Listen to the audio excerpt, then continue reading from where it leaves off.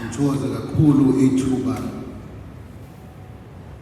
uNkulunkulu athe waliveza usukwini lwanamhlanje sihlangene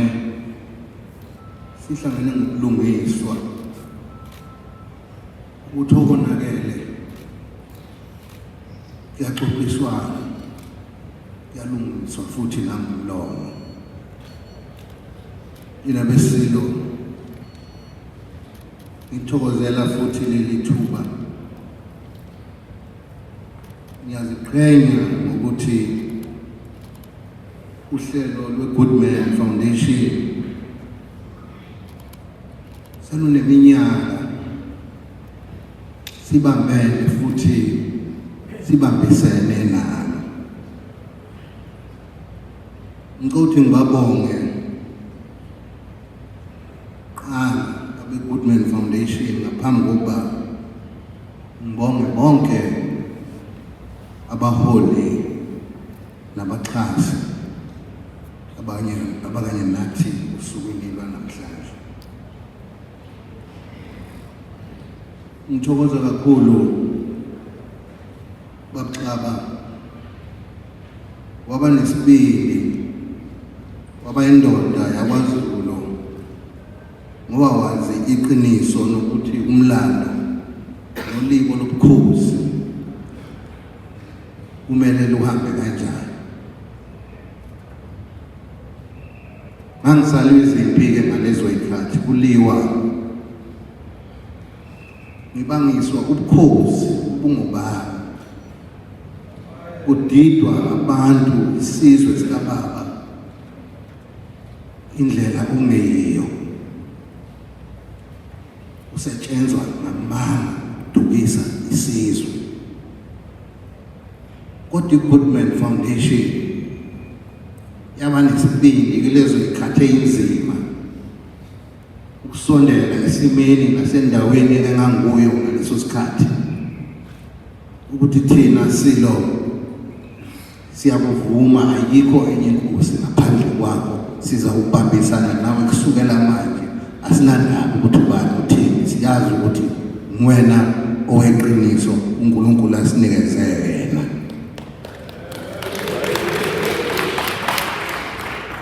Alokhu ngiyabonga kakhulu ngoba xaba enanibuzwa nanizwa khona impela nanilalela ngoba ngiyake ngisho nje ngithi impela kodwa futhi ngaba akusho ukuthi niphoqelekile ukubalalela kodwa wonke umuntu unonembeza ngoba idlozi likhona. Bakwethu sizwe sikaMageba makusaphila ubukhosi mangisekhona nje ngeyinkosi yenu kulesi sikhathi ngisame mina la anokwazi nani ukuthi imsamo yenu nokhokho benu nayo isamile.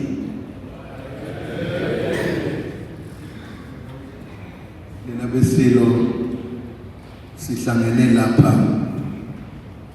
ngobulungiswa. Ngiyafisa ukuthi lesi sihlava sihlangene ngaso namhlanje umdlokombane kade khuluma ngaso uze wahamba ubaba ekhuluma ngalokho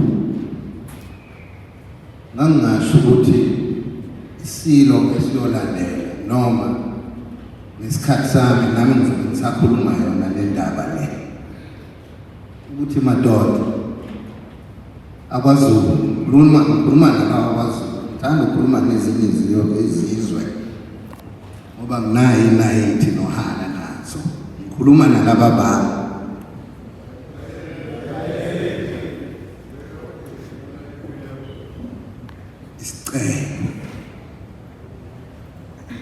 ngicela ukuphinda amagama kaMdlokombane. Ngiyakhumbula sasise-Suncoast ebusuku ume khona ubaba uMtaka uyokhumbula lolo suku sasiseSuncoast ebusuku kunenye insizwa yakwaCele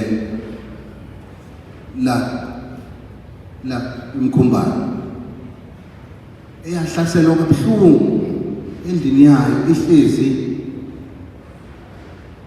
nonkosikazi namadodakazi ayo omabili la yangenelwa zinsizwa zadlwengula zaze zadlwengulwa zadlwengula indoda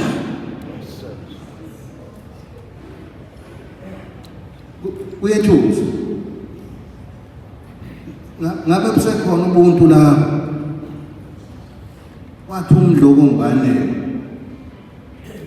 butho lukaZulu masimazi ukuthi ngoba phela uMdlokombane wayebeka njengoba ingane enkulu wayenganqini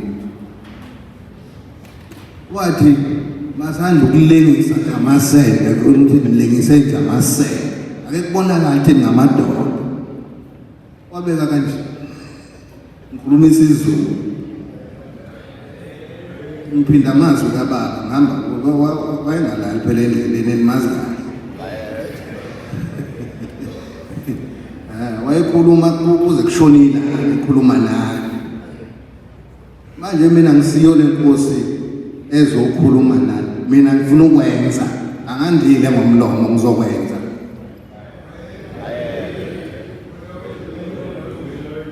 mina besilo ngoba khona abezindaba lapha ababheke ukuthi sihlangene ngani ngoba phela makuhlangene uZulu kuthiwa sihlangene ngeziphi cha sizolungisa ngizawungena olimini lukaGeorge uze nabelungu bazi bebona ukuthi cha nathi siyaphikisa asihambisani nalo lina bedlu ngaphambi kokuba ngingena olimini likaGeorge ngicela ukuba ngithokoze kakhulu ukuthi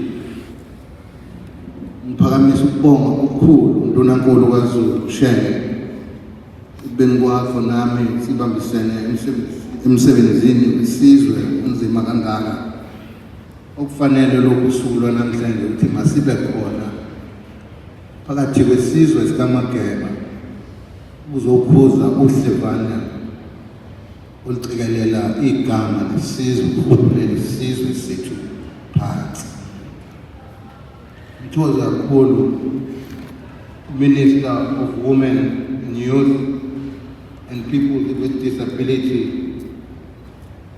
Her Honorable S.L. Shukung. Siyabonga kakhulu Minister, inkulumo yakho ibingeyakhayo neyaphambili. Sizohlezi sikhumbula njalo engqondweni zethu. Siyabonga kakhulu usiphe umphako wendlela. Ngibonga kakhulu Executive Member of eThekwini Masipala Council uMgwengwe siyabonga kakhulu usibonge uMeya kwaXaba noma ngamboni nje namhlanje kodwa ngiyazi ukuthi naye okanye nathi ekukhuzeni loluhlevana ubonge kakhulu uNkulunkulu uMdolomba ngami seduze kwami sibambene sehla senyuka nawe siwa sivuka ngiyabonga kakhulu ukuba udondolo lwami uNkulunkulu ngibonga kakhulu uNkulunkulu yonke engiphelezele namhlanje nabesilo abatwana abangobaba bami abangumthombo lempilo yami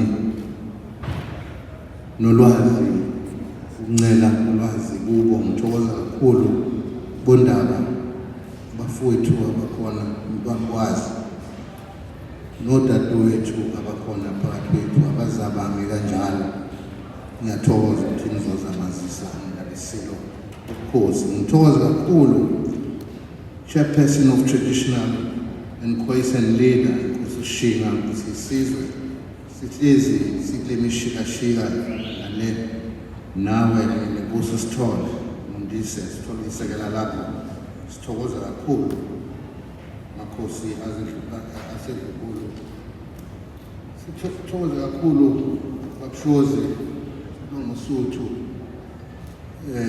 ukuba khona kwakho kusho kukhulu kuthina ngoba kusema-university nala sibuye sibe ney'nkinga ey'fana nalezi khona ukuthi kubanjiswana kanjani. Thokoza kakhulu McDonald akekho ongawuthandi McDonald.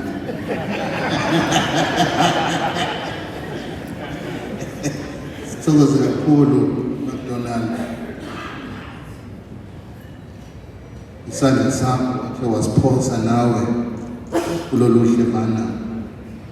Sibheke ukuthi sizobambisana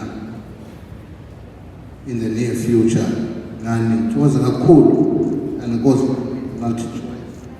Ngiyabonga kakhulu mzawo wami ukuthi nawe ukhona ubuhlobo esinabo ne-multi-choice nje buhle kakhulu. Nina besilo cabanga ukuthi sengibabonge bonke ukusinikeza ithemba njengoba sikulendlu ukuthi sizobambisana kanjani. Sibonge i-endorsement esuke kumongameli, siyazi naye ukuthi benesifiso sokuthi abe khona kodwa ngenxa yemisebenzi yakhe eminingi ngoba nakho lokhu kuyamthinta kakhulu. Mina besilo sengenzela laba beyindaba, ngiyacela bakwethu media ngiyayibingelela nayo, ngiyayibingelela bakwethu ubhalo kuyikho phela. Ngiyayincenga sibambisane. Thokoza kakhulu bingelele ingubo isihlalo ibutho lonke likaZulu elikhona linabesini, izintombi eyikhona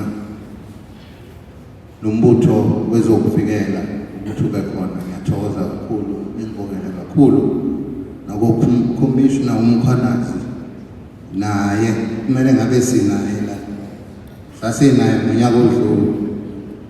Namhlanje angimboni kodwa ngibonile ukuthi uthumele. Ngiyabonga kakhulu, ningibongele nokuye ngoba naye sibambisene kakhulu. Mina besilo sengenzela izindaba nomhlaba wonke jikelele ngobulili bukaJoji sekuyilona esukwakhulunywa ngalo. Ngeke belungu ukusihleba, siyabezwa nabekhuluma nabesilo. Ngicela ukuba ngiqale umsebenzi namhlanje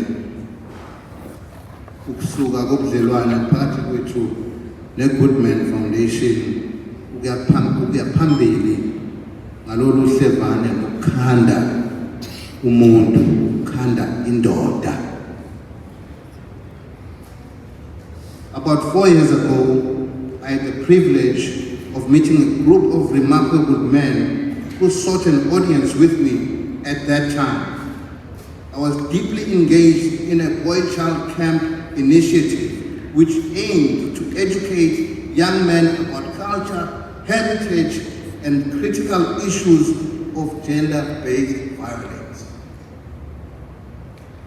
As I continue, these young men left a lasting impression on me. They were not seeking assistance or favors, but instead they came forward with an offer to partner with me in the fight against gender-based violence and femicide. I continue with passion and conviction. They introduced themselves as the Goodman Foundation, embodying the values and commitment we desperately need in our society.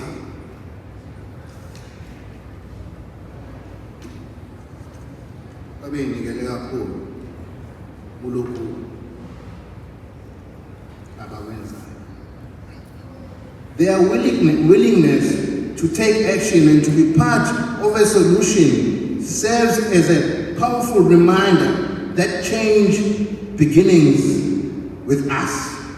And together, we can build a society that will uphold respect, equality, ukulingana, justice, umthetho awuthatha indawo yayo ngoweqiniso. Since my first encounter with the Goodman Foundation, I have been proud to be associated with their inspiring work.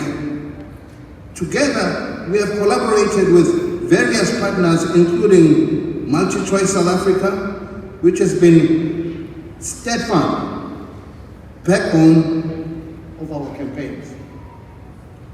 Today, I am pleased to acknowledge the addition of another extremely corporate citizenship, McDonald's South Africa.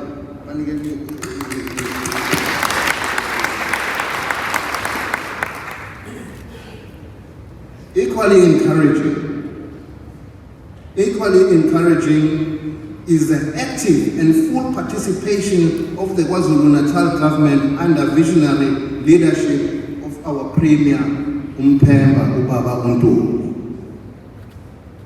This, instead of partnership of civil society, corporate stakeholders, and government, reflects a collective resolve to the confrontation and untamely eradicated and scourged gender-based violence and femicide in our communities. Emphakathini yethu, lezi zinto zenzeka emphakathini yethu sikhona.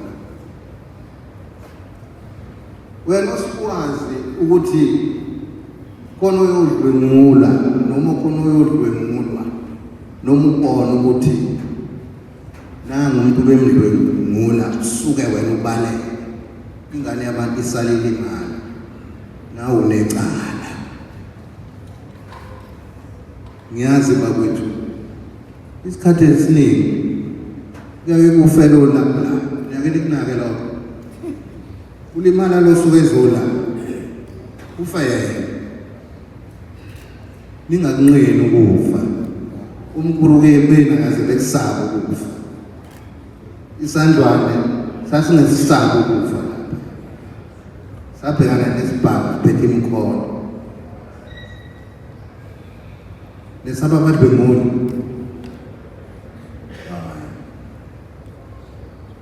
Zulu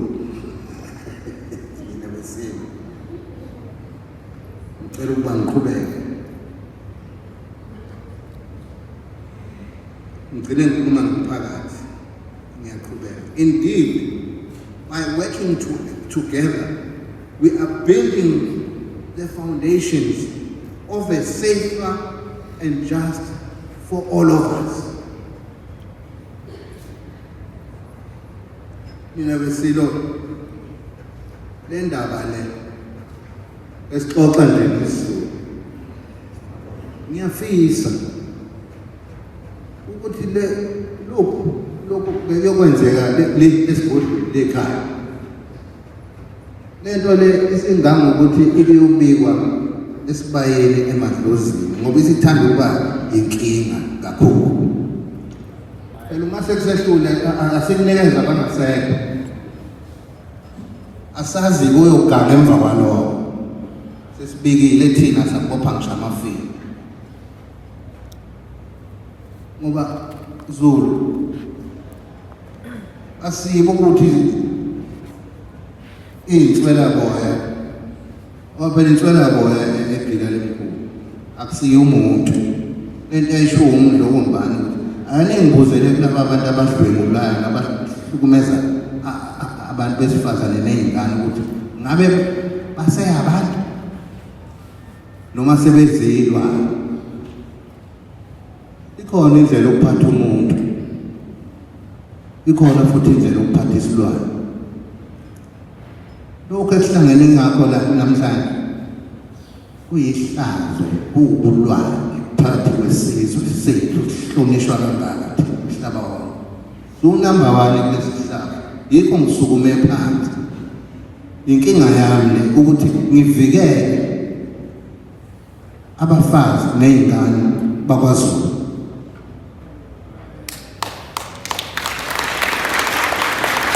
Umsebenzi wami ngizowenza futhi ngizoqhubeka nawo, ngoba akusibeki kahle kwezinye izizwe. Zonke izinto ezimbi cha namhlanje sizokhuza lokho. Kuningi ukukhonjwa la, kuningi sibhamu sikhalala. Yini kwenze njani? Nifunani sinike? Ake nibayeke la bepolitiki ke nize enkosini yenu nizosho ukuthi nifunani. Ngeke ubaba wena nincishe. Ninabendlovu. Zingozi zeyimoto, ukudakwa emgwaqweni, kukhonjwa la. Uyabona nje ngiyabikelwa manje ngoba siyakodi December ukuthi awu sizwe sikababa. Kaze kuyoba njalo. Kodwa ngiyathandaza ngoba ithemba ngenalo ukuthi kuzawulunga. Ngoba ngiyakhuluma noNkulunkulu, angikwazi ukuphatha isizwe singaka ngingaxhumani noNkulunkulu ukuthi angisize ukuba ngisihole ngisiphathe lesi sizwe, ngoba akekho omunye oyokwenza. Mangahle kuhlala omunye umuntu akusuye isikhathi sendlula mithi lesi bakwethu. Ngiyacela sewuZulu asisize ingcela bona. Siyabazi futhi labantu abayeningi laba abagibela emkhulu, siyabazi. Masani wesaba akaze sesaba. Cha siyaxoxa, ngifuna ukuyifunda phansi ngoba siyaxoxa. Angithandi ukunikezwa umlomo ukuthi hamba ubatshela ukuthi cha, ngifuna kusukela enhliziyweni yami ukuthi uma ukuthi ukhona la uyakwenza. Thatha inkosini yakho ke namhlanje ukuthi namhlanje ngihlukana nalento, uyeke. Ngiyacela ukuyeke, ucelwa inkosi yakho ke manje. Namanye ufike ekhaya uthi silo sicelile. Kunomunye nje umcimbi ebengicabanga ukwenza, kodwa insizwa ziyokhala ngami ukuthi izintombi ekudlula unyaka nje owodwa ezingathintwa nje izintombi zakwaZulu nje unyaka owodwa okwayithinta akhipha inkomo. Angithi yona indlela yokulwa nalesi sihlalo.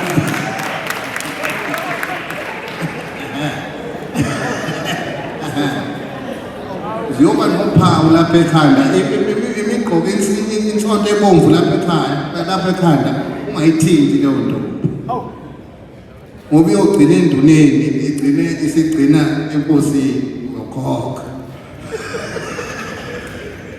Angithi manje kumele sibone ukuthi ngesintu sethu lento singayilwa kanjani. Siyafisa, siyajabula, umhlanga sinawo